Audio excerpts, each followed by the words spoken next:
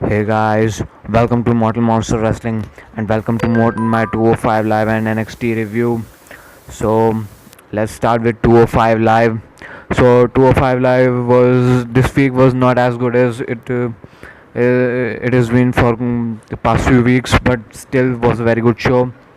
So in the beginning, Drake Maverick tells that Tami has been banned today from 205 Live because he interfered in the match of Mustafa Ali versus Buddy Murphy, and now it's going to be Mustafa Ali versus Buddy Murphy versus Hideo Tami next week in a triple threat match.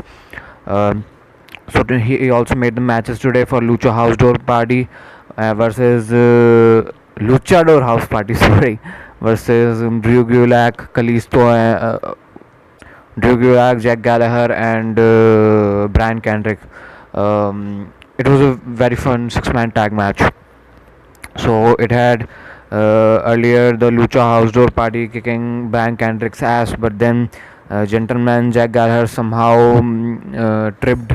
Was in the ring with Kalisto, and Kalisto was on the top turnbuckle when Brian Kendrick tripped Kalisto on the turnbuckle, and he hit head first on the turnbuckle. And then the heels started to work on the Kalisto, and they were just using their technical skills, Gallagher and Gulak and Kendrick, to beat the shit out of Kalisto. Kalisto then made a tag with Lince Dorado, but Brian Kendrick distracted the referee, so he didn't see the tag. And then they continued to work on Kalisto, but somehow Kalisto managed to make a tag to Grand Metalik, and then the match was fast paced. Metallic was very fast in the ring, and finally the tag got to Lince Dorado. Metallic and Kalisto took out Drew Gulak and Jack Gallagher outside of the ring with dives, and Lince Dorado was also going for a dive, but Kendrick hit him with the captain's hook in the middle of the ring, and but Lince Dorado didn't tap out, and he somehow rolled up Kendrick for the win. So Lucha House Door Party won over Gulak, Kendrick, and Kalisto. It was a very fun tag match. When Kalisto makes his entrance with that awful theme music, I just don't want to see it. But Kalisto is actually very good in the ring, and we all know Metallic how good Metallic and Lince Dorado are. So that was a very fun tag match. Next up, we have the promos from Tony Nese and Mustafa Ali, who will have a match later on. Mustafa Ali is like, I'm going to beat Tony Nese, and then I'm going to win the triple threat match. And Tony Nese was like, I'm also here for recognition, and I will win this match to create momentum. Tony Nese is actually Buddy Murphy's gym partner, training partner. I don't know if he is, but in storylines he is. So then Mustafa Ali made his entrance. There were only two matches in this show. So no, there was one more match. There was actually between this match there was Akira Tozawa versus a jobber. Akira Tozawa beat that jobber easily. Then next up we had Mustafa Ali coming out, and then Tony Nese came out with his theme music is great. In the starting, it goes like gym beats in there, and then it's like oh, it was like a babyface theme music, and he came out, and he looked pretty good, pretty jacked, and didn't look like a cruiserweight. He's definitely over 230 pounds. And then Buddy Murphy came along with him. They both circled Mustafa Ali, but then Cedric Alexander came to make the save, and then they both had the match. Nese and Ali. Buddy Murphy was distracting Ali thoroughly through the match, and this was a pretty good match actually. It was not as good as the previous matches in 205 Live. Buddy Murphy has spoiled us. Buddy Murphy has given us, but we had Mustafa Ali here, who is a very good wrestler, and Tony Nese is also pretty good. So Tony Nese is a powerhouse. They had a beautiful spot when Tony Nese was on the turnbuckles, and Ali was on also going for the Hurricanrana, but Tony Nese just threw him, and Ali did a moonsault, landed on his feet, and then Nese just took him down with a takedown. It was brute power from Nese, But at the end, Buddy Murphy just hit Cedric Alexander with a big boot, and they started to brawl in the ring. And then outside of it, they just went, and then we had Mustafa Ali and Tony Nese in the ring, just alone. And then they had the match. Tony Nese was took advantage of the distraction. Ali was distracted by the brawl and was going for his finisher, but Ali just countered it and hit a 054 for the win. So next up, next week we have a pretty good match for the. I think it's for the number one contenders. It was not never mentioned, but I think it is going to be the number one contenders match, and I think Itami is going to win it. No, I think Murphy is going to win it. I don't know. I think it's between Murphy and Itami. Ali has no chance. So next up, my NXT review. Actually, the go home NXT show review. So the show started with the War Raiders coming down, and it was a squash match against Jobbers, and they challenged TM61 for the match again next week. It was like a squash match. We know how good War Raiders are, and I think they're gonna beat TM61's ass. I think it should have be a squash match. Their match against TM61 should be a squash match again because War Raiders are just too good.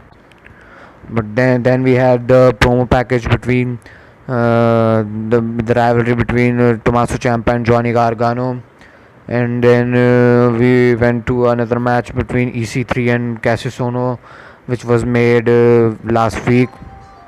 It was an okay match. In this, Cassius Ohno was like the knockout artist. He was chopping EC3 on his fluffy chest and then hitting him hard with his elbows and stuff. He was beating the shit out of EC3.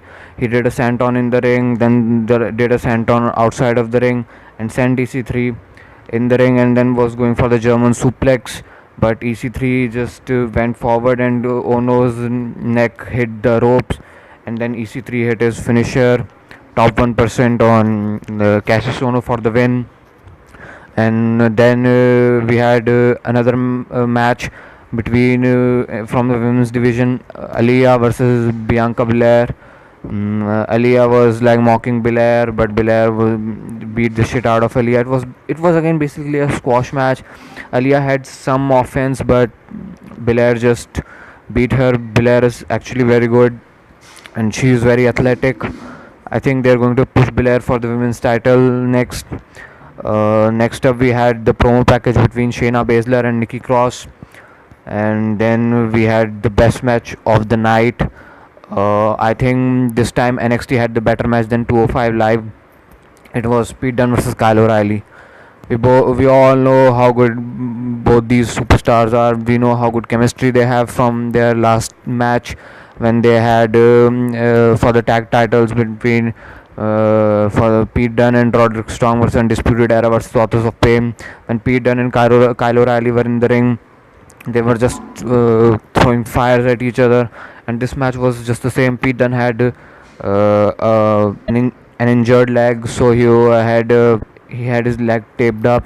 Kyle O'Reilly was focusing on that with his submissions and strikes and stuff, and Pete Dunne was also doing Kimura locks and different locks. It was a great technical and stiff style. It had everything. I will give it a 4-star match. It was that damn good. Not even 4-star. I will give it a 4.25 stars. It was just amazing match. It was 205 Live quality match. It was just that damn good.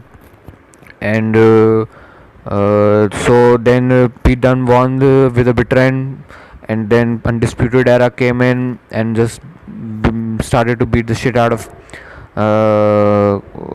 Pete Dunne. Then Danny Burch and Oney Lorcan came to save, and they had a brawl. Or the heels retreat because the faces kicked their asses. And then we had another promo package for Gargano and Ciampa and Black and Sullivan. It was basically the promo package for the whole takeover show. And in the main event, Aleister Black came in and was like, there's one strike black mass that I'll use to beat Lars Sullivan. And this match is basically made on whether Aleister Black can hit that one strike on Lars Sullivan or not. If he hits it, he's gonna win. But Lars Sullivan is too big, and he is not allowing Aleister Black to hit that move on him. So Lars Sullivan came in, and they started brawling. Alistair had quite a good few strikes on him and was going to do the black mass, but Lars Sullivan clotheslined him and did a freak accident, did another freak accident, and then put him to the announce table and just raised the belt over Alistair Black. There was no Gargano and Ciampa in this show, but I'm happy because the NXT Championship match should be in the main event. NXT Championship match should be on in the main event of the Go Home show. NXT Championship match should be the main match on the card. I know Lars Sullivan versus Alistair Black doesn't sound that interesting, but still, NXT Championship is NXT Championship. It's the main title on the roster, so it should be the main event. So this was my 205 Live and NXT review. Hope you guys enjoyed it. So if you guys enjoyed it, like, share, and subscribe. Thank you and have a nice day.